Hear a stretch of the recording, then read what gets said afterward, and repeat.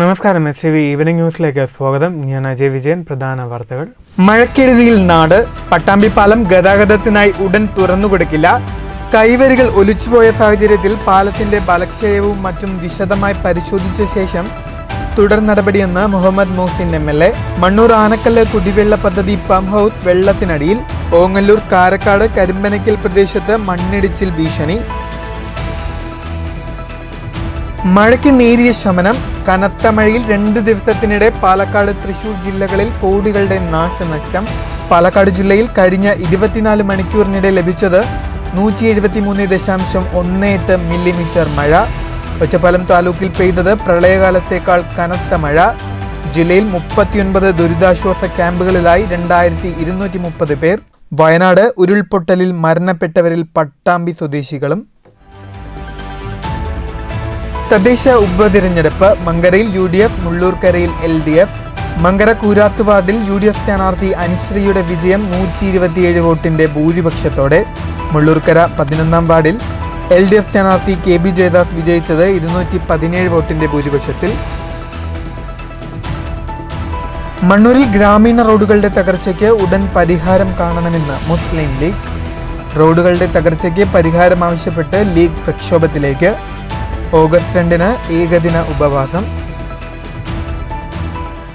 വാർത്തകൾ വിശദമായി. ദുരിതപ്പെയ്ത്തിൽ പട്ടാമ്പി പാലത്തിന്റെ കൈവരികൾ ഒലിച്ചുപോയി. ഗതാഗതത്തിനായി പാലമുടൻ തുറന്നുകൊടുക്കില്ല. പാലത്തിന്റെ ബലക്ഷയവും മറ്റും വിശദമായി പരിശോധിച്ച ശേഷമേ തുറന്നുകൊടുക്കാൻ കഴിയുകയുള്ളൂ എന്ന് പാലം സന്ദർശിച്ച മുഹമ്മദ് മുഹസിൻ MLA പറഞ്ഞു. ഭാരതപ്പുഴയിലെ ഒഴുക്ക് ക്രമാതീതമായി കുറഞ്ഞിട്ടുണ്ട്. പ്രളയ ദുരിതങ്ങളെ ഓർമ്മിപ്പിച്ച് നിലയ്ക്ക് വീണ്ടും രൗദ്രഭാവം. കഴിഞ്ഞ ദിവസങ്ങളിൽ പെയ്ത ശക്തമായ മഴയിൽ ഭാരതപ്പുഴ നിറഞ്ഞ് കവിഞ്ഞൊഴുകിയതിനെ തുടർന്ന് ഇത്തവണ പട്ടാമ്പി പാലത്തിൻ്റെ കൈവരികൾ പൂർണ്ണമായും ഒലിച്ചുപോയി. 30 വർഷത്തിന് ശേഷം ആദ്യമായി 2007-ലാണ് പാലത്തിന് മുകളിലൂടെ പുഴ ഒഴുകിയത്. പിന്നെ 2018-ലും പാലത്തിന് മുകളിലൂടെ വെള്ളം ഒഴുകിയിരുന്നു. പിന്നീട് 2019-ലും പാലത്തിന് മുകളിലൂടെ വെള്ളം ഒഴുകിയപ്പോൾ കൈവരികൾ തകർന്ന് പുതുതായി സ്ഥാപിക്കുകയായിരുന്നു. എന്നാൽ ഇത്തവണ മഴയിൽ കൈവരികൾ പൂർണ്ണമായും ഒലിച്ചുപോയ അവസ്ഥയാണ് ഉണ്ടായത്. ഇതുകൊണ്ട് തന്നെ ഗതാഗതം ഉടൻ പുനഃസ്ഥാപിക്കാനാവില്ല. ബുധനാഴ്ച രാവിലെ മുഹമ്മദ് മുഹസിൻ MLA പാലം സന്ദർശിച്ച് സ്ഥിതിഗതികൾ വിലയിരുത്തി. പഴയ കൊച്ചിൻ പാലത്തിന്റെ അവശിഷ്ടങ്ങൾ പട്ടാമ്പി പാലത്തിന്റെ ഭാഗത്ത് വന്ന് അടിഞ്ഞുകൂടിയിട്ടുണ്ടാകുമെന്നാണ് കരുതുന്നത്.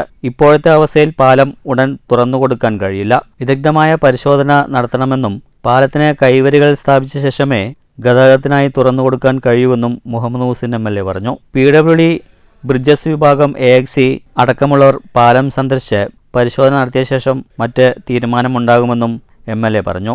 വെള്ളം കുറച്ചിറങ്ങി എങ്കിലും പൂർണ്ണമായിട്ട് നമുക്ക് ഗതാഗത യോഗ്യമാക്കാനുള്ള സമയമായിട്ടില്ല.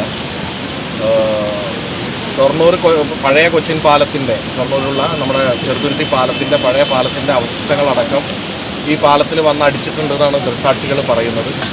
കുറേ ഇരുമ്പും അതിൻ്റെ കുറേ വേസ്റ്റുകളും ഒക്കെ ഇവിടെ വന്ന് നല്ല ശക്തമായിട്ട് അടിച്ചിട്ടുണ്ട്. മാത്രമല്ല വലിയ മരങ്ങളടക്കം ഉണ്ടായിട്ടുണ്ട്. അപ്പോൾ അതുകൊണ്ട് തന്നെ പാലത്തിൻ്റെ സ്ട്രെങ്ത് ഒന്ന് പരിശോധിക്കണം. അത് പരിശോധിച്ച് കഴിഞ്ഞാൽ നമുക്ക് ഗതാഗത യോഗ്യം താൽക്കാലികമായിട്ടല്ലേ തുറന്നു കൊടുക്കാൻ പറ്റുമെന്നുള്ളതാണ് ആലോചിച്ചത്. നിലവിൽ പുഴയിലെ ജലനിരപ്പ് കുറഞ്ഞിട്ടുണ്ട്. പാലത്തിന് മുകളിൽ അടിഞ്ഞുകൂടിയ ചണ്ടികളും മറ്റും നഗരസഭയുടെ ശുചീകരണ തൊഴിലാളികൾ നീക്കം ചെയ്യാൻ തുടങ്ങിയിട്ടുണ്ട്. പാലത്തിന് മുകളിലൂടെ വാഹനയാത്രയും കാൽനടയാത്രയും അനുവദിക്കുന്നതല്ല. ഇത് പരിശോധിക്കാനായി ഇരുവശങ്ങളിലും പോലീസിനെ വിന്യസിച്ചിട്ടുണ്ട്. മുഹമ്മദ് മുഹസിൻ MLAയ്ക്കൊപ്പം നഗരസഭാ chairperson O Lakshmikutty, vice chairman TP Shaji, ജനപ്രതിനിധികൾ, താലൂക്ക് തഹസിൽദാർ ബിന്ദു, T ഗോപാലകൃഷ്ണൻ തുടങ്ങിയവരുമുണ്ടായിരുന്നു. News bureau Pattambi. വയനാട്ടിലെ ഉരുൾപൊട്ടലിൽ മരിച്ചവരിൽ പട്ടാമ്പി സ്വദേശികളും. വയനാട്ടിലെ ചൂരൽമലയിൽ താമസിക്കുന്ന മുതുതല അണ്ണീൻകോട്ടിൽ 66 വയസ്സുള്ള രാമോഹൻ, ഭാര്യ 58 വയസ്സുള്ള പ്രേമ എന്നിവരാണ് ഉരുൾപൊട്ടലിൽ മരിച്ചത്.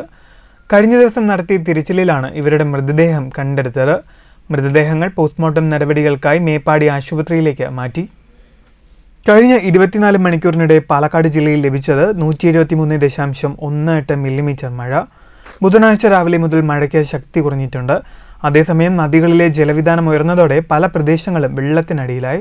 ബുധനാഴ്ച രാവിലെയോടെ പാലക്കാട് ജില്ലയിൽ ശക്തമായ മഴയ്ക്ക് നേരിയ ശമനമുണ്ട്. അതേസമയം നദികളിലെ ജലവിധാനം ഉയർന്ന് അട്ടപ്പാടി താലൂക്ക് ഒഴികെ മറ്റെല്ലാ താലൂക്കുകളിലും നിരവധി പ്രദേശങ്ങൾ വെള്ളത്തിനടിയിലാണ്. വീടുകളിൽ വെള്ളം കയറിയതിനെ തുടർന്ന് ജില്ലയിലാകെ 39 ദുരിതാശ്വാസ ക്യാമ്പുകൾ ആരംഭിച്ചു. ഈ ക്യാമ്പുകളിൽ 601 കുടുംബങ്ങളിലെ 910 പുരുഷന്മാരും 966 സ്ത്രീകളും 354 കുട്ടികളുമടക്കം 2230 പേർ താമസിക്കുന്നുണ്ട്. ജില്ലയിൽ ജൂലൈ മാസം 283 വീടുകൾക്ക് ഭാഗികമായും 24 വീടുകൾക്ക് പൂർണ്ണമായും കാലവർഷക്കെടുതിയിൽ നാശം സംഭവിച്ചു. കനത്ത മഴയെ തുടർന്ന് നെല്ലിയാമ്പതി ചുരം റോഡിൽ ഉടനീളം കല്ലും മണ്ണും വീണ് ഗതാഗതം തടസ്സപ്പെട്ടു. കൂറ്റൻ കല്ലുകൾ റോഡിൽ പതിച്ചിരിക്കുന്നതിനാൽ അവ നീക്കം ചെയ്ത് ഗതാഗതം പുനഃസ്ഥാപിക്കുന്നതിനുള്ള നടപടികൾ പുരോഗമിക്കുകയാണ്. പട്ടാമ്പി പുഴയിൽ ജലവിധാനമുയർന്ന് പാലത്തിലൂടെയുള്ള ഗതാഗതം പൂർണ്ണമായും നിലച്ചു. സുരക്ഷാ ക്രമീകരണങ്ങളുടെ ഭാഗമായി ഇനിയൊരറിയിപ്പുണ്ടാകുന്നതുവരെ ജില്ലയിലെ ക്വാറി പ്രവർത്തനങ്ങൾ നിരോധിച്ചിട്ടുണ്ട്. വെള്ളച്ചാട്ടങ്ങളിലേക്കുള്ള പ്രവേശനവും അട്ടപ്പാടി നെല്ലിയാമ്പതി ചുരം റോഡുകളിലൂടെയുള്ള യാത്ര എന്നിവയ്ക്കും നിയന്ത്രണം ഏർപ്പെടുത്തി. മണ്ണിടിച്ചിൽ സാധ്യതാ മേഖലകളിൽ നിന്ന് കുടുംബങ്ങളെ സുരക്ഷിത കേന്ദ്രങ്ങളിലേക്ക് മാറ്റി പാർപ്പിച്ചിട്ടുണ്ട്. ജില്ലയിലെ 9 ഡാമുകളിൽ Mangalam dam, Kanjirapuzha dam, Pothundi dam എന്നിവയിൽ നിന്നും നിയന്ത്രിത അളവിൽ ജലം തുറന്നുവിടുന്നുണ്ട്. ഡാം സുരക്ഷ, ക്യാമ്പ് നടത്തിപ്പ്, അപകടാവസ്ഥയിലുള്ള മരങ്ങൾ മുറിച്ചു നീക്കുന്നത്, തടസ്സപ്പെട്ട ഗതാഗത പുനഃസ്ഥാപനം, വകുപ്പുകളുടെ ഏകോപിച്ച പ്രവർത്തനം തുടങ്ങിയ വിഷയങ്ങൾ DDMA വിളിച്ചു ചേർത്ത യോഗം ചർച്ച ചെയ്തു. NDRFന്റെ 30 പേരടങ്ങുന്ന സംഘം ചിറ്റൂർ താലൂക്കിൽ ക്യാമ്പ് ചെയ്യുന്നുണ്ട്. കഴിഞ്ഞ ദിവസം ചിറ്റൂർ താലൂക്കിൽ വീട് തകർന്ന് ആശുപത്രിയിൽ പ്രവേശിപ്പിച്ച 75 വയസ്സുള്ള പഴന ബുധനാഴ്ച മരണപ്പെട്ടു. News bureau, Palakkad. ഒറ്റപ്പാലത്തുണ്ടായത് അതിതീവ്ര മഴ. തിങ്കളാഴ്ച രാവിലെ 8 മുതൽ ചൊവ്വാഴ്ച രാവിലെ 8 വരെ പെയ്ത മഴയുടെ അളവ് 215 മില്ലിമീറ്റർ. 2018 പ്രളയസമയത്തുണ്ടായ മഴയേക്കാൾ കൂടുതലാണിത്. തിങ്കളാഴ്ച രാവിലെ മുതൽ ചൊവ്വാഴ്ച രാവിലെ വരെ പെയ്ത മഴയെ അപേക്ഷിച്ച് ചൊവ്വാഴ്ച രാവിലെ 8 മുതൽ ബുധനാഴ്ച രാവിലെ 8 വരെ മഴയുടെ ശക്തി ഒറ്റപ്പാല മേഖലയിൽ താരതമ്യേന കുറഞ്ഞിട്ടുണ്ട്. അതേസമയം തിങ്കൾ രാവിലെ 8 മണിക്കും ചൊവ്വാഴ്ച രാവിലെ 8 മണിക്കുമിടെ 215 മില്ലിമീറ്റർ മഴയാണ് മേഖലയിൽ ലഭിച്ചത്. പ്രളയകാലത്ത് പെയ്ത മഴയെ അപേക്ഷിച്ച് കൂടുതലാണ് കഴിഞ്ഞ ദിവസം പെയ്ത മഴയുടെ അളവ്. കഴിഞ്ഞ 2 ദിവസത്തിനിടെ ശക്തമായ കാറ്റിലും മഴയിലും ഒറ്റപ്പാലം താലൂക്കിൽ 10 വീടുകൾ തകർന്നു. ഒരു വീട് പൂർണ്ണമായും തകർന്നിട്ടുണ്ട്. തൃക്കിടിരി, കുറ്റിക്കോട്, പനക്കുറിശി രാധാകൃഷ്ണന്റെ വീടാണ് പൂർണ്ണമായും തകർന്നത്. ഷൊർണൂരിൽ ഒരു വീടും അമ്പലപ്പാറയിൽ ഒരു വീടും ശ്രീകൃഷ്ണപുരത്ത് ഒരു വീടും ലക്കിടിയിൽ 3 വീടും വാണിയംകുളത്ത് ഒരു വീടും ഭാഗികമായും തകർന്നു. News bureau, Ottapalam. ശക്തമായ മഴയിൽ മണ്ണൂർ പഞ്ചായത്തിലെ ആനക്കൽ കുടിവെള്ള പദ്ധതിയുടെ പമ്പ് ഹൗസ് വെള്ളത്തിനടിയിലായി. പ്രദേശത്തെ 250ഓളം വരുന്ന കുടുംബങ്ങളുടെ കുടിവെള്ള വിതരണം നിലച്ചു. കഴിഞ്ഞ ദിവസം പെയ്ത ശക്തമായ മഴയിലാണ് തോട് നിറഞ്ഞു കവിഞ്ഞ് കുടിവെള്ള പദ്ധതിയുടെ പമ്പ് ഹൗസും കിണറും 2 ആൾ ഉയരത്തിൽ വെള്ളം മൂടി നശിച്ചത്. പമ്പ് ഹൗസിലെ വൈദ്യുത ബോർഡുകളും സ്വിച്ചുകളും കത്തി നശിച്ചു. 40,000 രൂപയോളമാണ് പ്രാഥമിക നഷ്ടമായി കണക്കാക്കുന്നത്. മഴയ്ക്ക് ശമനമുണ്ടായാൽ മാത്രമേ തകരാറുകൾ പരിഹരിച്ച് ജലവിതരണം പുനഃസ്ഥാപിക്കാനാകൂ എന്നാണ് പദ്ധതി ഭാരവാഹികൾ പറയുന്നത്. പദ്ധതി ഭാരവാഹികളുടെ പരാതിയെ തുടർന്ന് പഞ്ചായത്ത് പ്രസിഡന്റ് അനിത, AE, വാർഡംഗം സുനിത, പഞ്ചായത്ത് സെക്രട്ടറി തുടങ്ങിയവർ സ്ഥലം സന്ദർശിച്ചു. പമ്പ് ഹൗസിലുണ്ടായ നാശനഷ്ടങ്ങൾ കണക്കിലെടുത്ത് അടിയന്തര സഹായം അനുവദിക്കുന്നുണ്ടെന്നും എസ്റ്റിമേറ്റ് നടപടികൾ പൂർത്തിയാക്കിയ ശേഷം ബാക്കി വരുന്ന തുകയും അനുവദിക്കുമെന്ന് മണ്ണൂർ പഞ്ചായത്ത് പ്രസിഡന്റ് അനിത STVയോട് പറഞ്ഞു. അതുമാത്രമല്ല, മോട്ടോർ ഷെഡിന്റെ തന്നെ നിരവധി കേടുപാടുകൾ സംഭവിക്കുകയും ചെയ്തിട്ടുണ്ട്. അപ്പോൾ അത് കൃത്യമായി ഒരു എസ്റ്റിമേറ്റ് എടുക്കണമെന്നുണ്ടെങ്കിൽ തന്നെ മഴ 2 ദിവസം ഇല്ലാണ്ടായി വെള്ളം കുറഞ്ഞാൽ മാത്രമാണ് നമുക്കത് സാധ്യമാവുകയുള്ളൂ. എന്തായാലും നമ്മൾ ആ സ്ഥലം ഇരിക്കുകയും മറ്റും കൂട്ടിക്കൊണ്ടിവിടെ സന്ദർശിച്ചു. മറ്റ് ഭാഗമായിക്കൊണ്ട് തന്നെ നമ്മൾ അടുത്ത ദിവസം തന്നെ, അതായത് വെള്ളം കുറയുന്നതിനനുസരിച്ച് അതിൻ്റെ കേടുപാടുകൾ എന്തൊക്കെയാണ് എന്നുള്ളത് മറ്റാളുകളുമായി, അതിൻ്റെ ടെക്നിക്കൽ ആളുകളുമായി അന്വേഷിച്ചതിന് ശേഷം നമുക്ക് ഫണ്ട് വെച്ചിട്ടാണെങ്കിൽ ആ പ്രവർത്തനം നമ്മൾ നടത്താം. അതിൻ്റെ ആദ്യഘട്ടം എന്നുള്ള നിലയിൽ അതിൻ്റെ അടിയന്തര പ്രാധാന്യം എടുത്തുകൊണ്ട് തന്നെ നമുക്ക് പഞ്ചായത്തിന് എത്രയും പെട്ടെന്ന് ചെയ്യാൻ പറ്റുന്ന പ്രവൃത്തികൾ നമ്മൾ ചെയ്യാം. ബാക്കിയുള്ള കാര്യങ്ങൾ വരുന്ന, അതായത് ഇതിൻ്റെ സാധ്യതയ്ക്കനുസരിച്ച് എത്ര രൂപ എസ്റ്റിമേറ്റ് ആവുന്നോ അതിനനുസരിച്ചുള്ള പ്രവർത്തനം എടുക്കാം. Panchayat standing MT chairman M. ഉണ്ണികൃഷ്ണനും ഒപ്പമുണ്ടായിരുന്നു. News bureau, Pathirippala. തൃശൂർ ഷൊർണൂർ റൂട്ടിൽ ട്രെയിൻ ഗതാഗതം പൂർവ്വസ്ഥിതിയിലായി. കഴിഞ്ഞ ദിവസത്തെ അതിതീവ്ര മഴയെ തുടർന്ന് അകമലയിൽ ട്രാക്കിലേക്ക് മണ്ണും കല്ലും ഒലിച്ചു വരികയും വടക്കാഞ്ചേരി റെയിൽവേ സ്റ്റേഷനിൽ 2 ട്രാക്കുകളിൽ വെള്ളം കയറുകയും ചെയ്തതിനെ തുടർന്നാണ് തീവണ്ടി ഗതാഗതം റൂട്ടിൽ ഭാഗികമായി തടസ്സപ്പെട്ടത്. തകരാറുകൾ പരിഹരിച്ചതിനെ തുടർന്ന് ഗതാഗതം പുനഃസ്ഥാപിച്ചു. ചാലക്കുടി പുഴയിൽ കാട്ടാനയുടെ ജഡം കണ്ടെത്തി. മലവെള്ളത്തിൽ ഒഴുകി വന്നതാകാമെന്നാണ് നിഗമനം. വനപാലകർ സ്ഥലത്തെത്തി മേൽനടപടികൾ സ്വീകരിച്ചു. ചാലക്കുടി പുഴയിൽ കാലടി പ്ലാന്റേഷൻ അതിരപ്പള്ളി ഡിവിഷനിൽ TRS ഫാക്ടറിക്ക് സമീപം കരിയോട് ചേർന്നാണ് കാട്ടാനയുടെ ജഡം കണ്ടെത്തിയത്. പ്രദേശവാസികളാണ് ജഡം കണ്ടത്. മലവെള്ളത്തിൽ ഒഴുകി വന്നതാകാം എന്നാണ് നിഗമനം. ആനയുടെ മസ്തകവും പുറവും മാത്രമേ വെള്ളത്തിനു മുകളിൽ കാണാൻ കഴിയുന്നുള്ളൂ. കഴിഞ്ഞ ദിവസം വാഴച്ചാൽ ഇരുമ്പ് പാലത്തിനടിയിലൂടെ കാട്ടാന ഒഴുകിപ്പോയതായി കണ്ടവരുണ്ട്.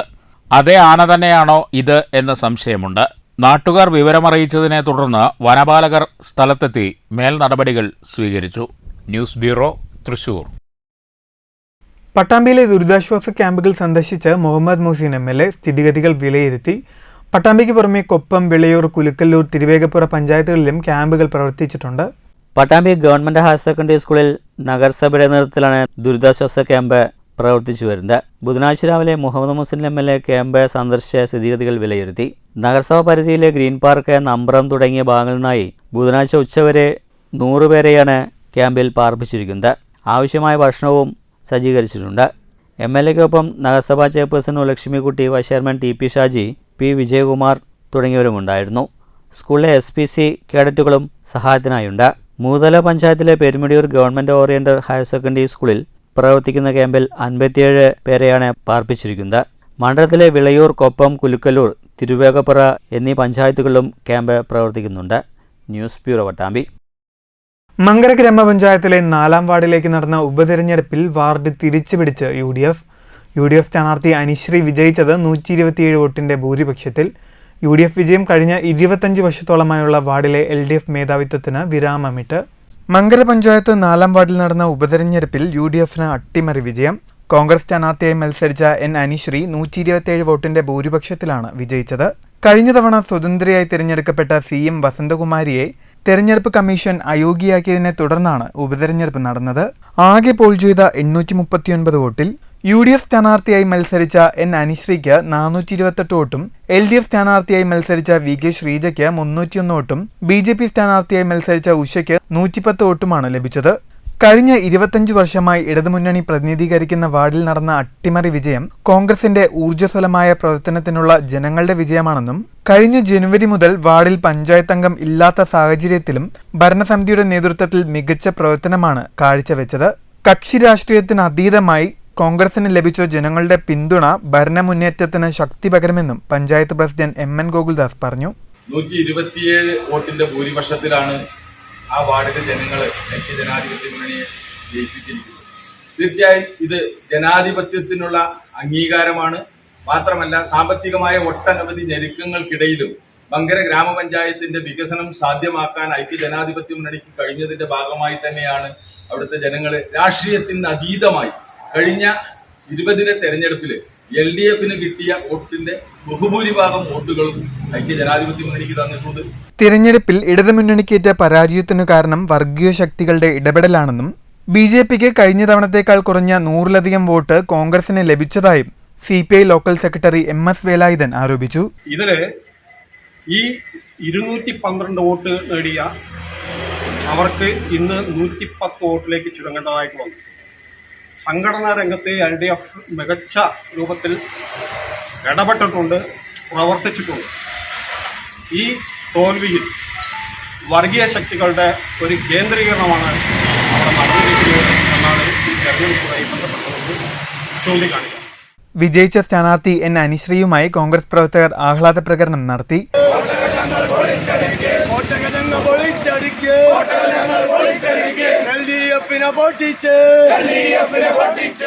മധുര പലഹാര വിതരണവും നടന്നു. നിരവധി പ്രവർത്തകർ കനത്ത മഴയിലും വോട്ടെണ്ണൽ കേന്ദ്രത്തിലെത്തിയിരുന്നു.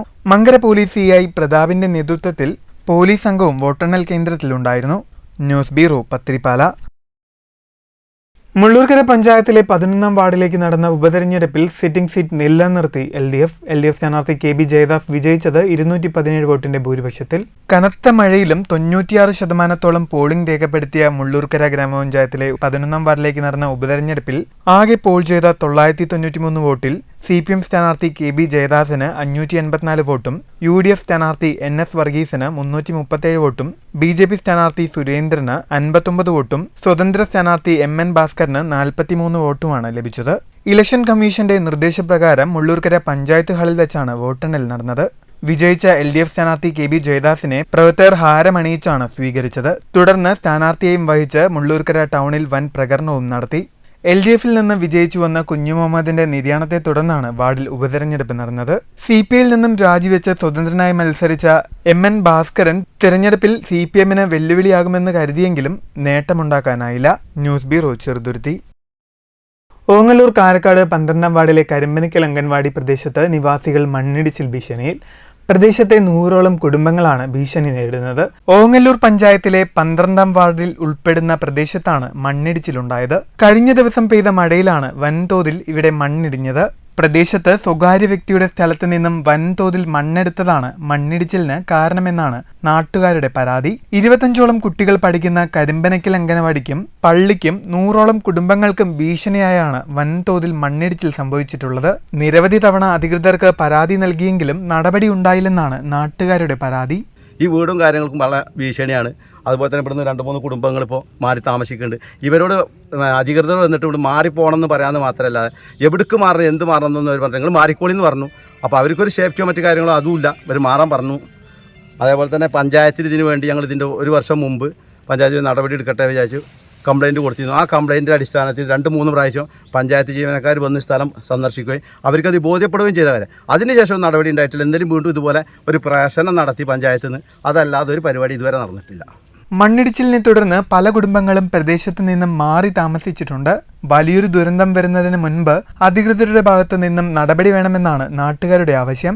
വില്ലേജ് ഓഫീസർ അടക്കമുള്ളവർ സ്ഥലത്ത് പരിശോധന നടത്തിയെങ്കിലും വേണ്ട നടപടികൾ കൈക്കൊണ്ടില്ലെന്ന പരാതിയും നാട്ടുകാർക്കുണ്ട്. ഇവിടെ ഞങ്ങൾ ഇതിൻ്റെ ചവിട്ടിൽ താമസിക്കുന്ന പ്രദേശവാസിയാണ്. ഞാനൊക്കെ എൻ്റെ വീട് ഒഴിഞ്ഞിട്ട് ഞാൻ ഇവിടുന്ന് പോയിക്കണു. ഇവിടെ വേറെ 2 വീട്, ഒരു പള്ളി, ഒരു ബാലവാടി, ഇങ്ങനെ അപ്പുറത്ത് ഒരു വീട്, 5-6 വീടും 2 സ്ഥാപനം വേറെയുണ്ട്. ഞങ്ങളൊക്കെ ഇവിടെ ഇന്നലെ മുതൽ ഇവിടുന്ന് മാറി താമസിക്കുകയാണ്. ഞങ്ങൾക്ക് ഞങ്ങളുടെ ജീവനും സ്വത്തിനും ഒരു സംരക്ഷണം തരണം. അതാണ് ഞങ്ങൾക്ക് ഇതിൽ കൂടുതലായി പറയാനുള്ളത്. കാലവർഷം ശക്തി പ്രാപിക്കുന്ന സാഹചര്യത്തിൽ പലയിടങ്ങളിലും ഉരുൾപൊട്ടലടക്കം വന്ന് നാശം വിതയ്ക്കുമ്പോൾ ഇത്തരത്തിൽ അവഗണിക്കപ്പെടുന്ന അപകടങ്ങൾ മനുഷ്യജീവന് തന്നെ ഭീഷണിയാണ്. മലമുകളിലെ മരമടക്കം മണ്ണിടിച്ചിലിൽ താഴേക്ക് പതിച്ചിട്ടുണ്ട്. വലിയൊരു ദുരന്തം വരുന്നതിന് മുൻപ് ജനങ്ങളുടെ ജീവനും സ്വത്തിനും സംരക്ഷണം ഒരുക്കണമെന്നാണ് ഇവിടത്തുകാരുടെ ആവശ്യം. അല്ലാത്തപക്ഷം നാടും വീടും ഉപേക്ഷിക്കേണ്ട അവസ്ഥയിലാണെന്ന് പ്രദേശവാസികൾ പറയുന്നു. News bureau, Pattambi. തനിച്ച് താമസിക്കുന്ന വീട്ടമ്മയെ ആത്മഹത്യക്കുറിപ്പ് എഴുതിവെച്ച് വീട്ടുപറമ്പിൽ ചിതയൊരുക്കി ജീവനൊടുക്കിയ നിലയിൽ കണ്ടെത്തി. തൃശൂർ ഏഴങ്കല്ല് കോഴിശ്ശേരി പരേതനായ രമേശിന്റെ ഭാര്യ 52 വയസ്സുള്ള ഷൈനിയാണ് മരിച്ചത്. 1 വർഷം മുമ്പ് ഇവരുടെ ഇളയ മകൾ കൃഷ്ണ മരിച്ചിരുന്നു. അന്നുമുതൽ ഷൈനി മാനസിക വിഷമത്തിലായിരുന്നു. ദുബായിലായിരുന്ന മൂത്ത മകൾ ബിലു പുലർച്ചെ എത്തിയപ്പോഴാണ് വീടിനകത്ത് ആത്മഹത്യാക്കുറിപ്പ് കണ്ടത്. ഇതോടെ സമീപവാസികളെ വിളിച്ചു നടത്തിയ തിരച്ചിലിലാണ് കത്തിക്കരിഞ്ഞ നിലയിൽ ഷൈനിയുടെ മൃതദേഹം കണ്ടത്. വിറകുകൾ അടുക്കിവെച്ച് ചിതയൊരുക്കി ശരീരത്തിലും വിറകിലും പെട്രോൾ ഒഴിച്ച് കത്തിച്ചാണ് ആത്മഹത്യ ചെയ്തതെന്നാണ് നിഗമനം. പെട്രോൾ ഒഴിച്ച പാത്രവും സമീപത്ത് കണ്ടെത്തി. News bureau, Thrissur. മണ്ണൂർ പഞ്ചായത്തിലെ വിവിധ റോഡുകളുടെ തകർച്ചയിൽ പ്രതിഷേധിച്ച് മുസ്ലിം ലീഗ് ഉപവാസ സമരത്തിലേക്ക്. മുസ്ലിം ലീഗ് മണ്ണൂർ പഞ്ചായത്ത് കമ്മിറ്റിയുടെ നേതൃത്വത്തിൽ ഓഗസ്റ്റ് 2-നാണ് ഏകദിന ഉപവാസം നടത്തുന്നത്. ജൽജീവൻ മിഷൻ പദ്ധതിക്കായി വെട്ടിപ്പൊളിച്ച മണ്ണൂർ പള്ളിപ്പടി മങ്കര റോഡ് സഞ്ചാരയോഗ്യമല്ലാതായി 1 വർഷം പിന്നിട്ടിട്ടും നവീകരണ പ്രവൃത്തികൾക്കാവശ്യമായ നടപടി സ്വീകരിക്കാത്തതിൽ പ്രതിഷേധിച്ചാണ് മുസ്ലിം ലീഗ് മണ്ണൂർ പഞ്ചായത്ത് കമ്മിറ്റിയുടെ നേതൃത്വത്തിൽ ഓഗസ്റ്റ് 2-ന് ഏകദിന ഉപവാസം നടത്തുന്നത്. മണ്ണൂർ പള്ളിപ്പടിയിലെ തകർന്ന റോഡിലിരുന്നാണ് ലീഗ് നേതാക്കൾ ഉപവാസ സമരം നടത്തുന്നത്. മണ്ണൂരിൽ നിന്ന് മങ്കരയിലേക്ക് ഏറ്റവും വേഗത്തിൽ എത്താനായി നിരവധി യാത്രക്കാരാണ് ഇതുവഴി ആശ്രയിക്കുന്നത്. കിഴക്കമ്പുറം ജുമാ മസ്ജിദിന് മുന്നിലും റോഡിൽ ചളി നിറഞ്ഞ് പള്ളിയിലേക്ക് എത്തുന്നവരും വളരെ പ്രയാസം നേരിടുന്നു. ഇരുചക്ര വാഹനങ്ങൾക്കും ഇതിലൂടെ കടന്നുപോകാൻ പ്രയാസമാണ്. റോഡിന്റെ പരിതാപകരമായ അവസ്ഥ ചൂണ്ടിക്കാട്ടി തിരുവനന്തപുരത്ത് നേരിട്ട് ചെന്ന് മന്ത്രിക്ക് പരാതി നൽകിയിട്ടും നടപടിയായില്ലെന്നും സ്ഥലം MLA ഇടപെട്ട് അടിയന്തരമായി ഈ വിഷയത്തിൽ പരിഹാരം കാണണമെന്നുമാണ് ലീഗ് നേതാക്കൾ ആവശ്യപ്പെടുന്നത്.